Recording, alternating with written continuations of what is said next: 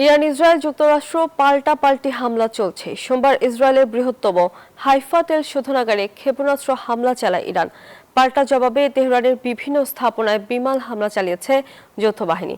এই সংঘাত নিরসনে মার্কিন প্রেসিডেন্ট ডোনাল্ড ট্রাম্প কূটনীতিকেই প্রাধান্য দিচ্ছেন বলে দাবি করেছেন পররাষ্ট্রমন্ত্রী মার্কো রুবিও। তবে হরমুজ প্রণালী খুলে না দিলে ইরানের খার্ক দ্বীপ সহ তেল ও বিদ্যুৎ স্থাপনায় হামলার হুমকি দিয়েছে ট্রাম্প। দাউ দাউ করে জ্বলছে আগুন।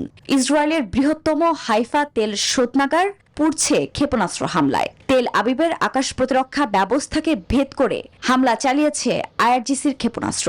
শুধু ইরান নয়, লেবাননের হিজবুল্লাহ ও ইয়েমেনের হুতিরাও চালাচ্ছে হামলা।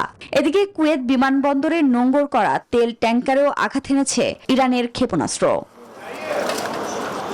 পাল্টা আঘাত হিসেবে রাতে তেহরানের সামরিক স্থাপনা এবং ইমাম হোসেন বিশ্ববিদ্যালয়ে লক্ষ্য করে যৌথ বিমান হামলা চালিয়েছে ইসরায়েল ও যুক্তরাষ্ট্র। 200-র বেশি সার্ভিস ও ফিচারে লেনদেনের সব বিকাশ অ্যাপে সম্ভব।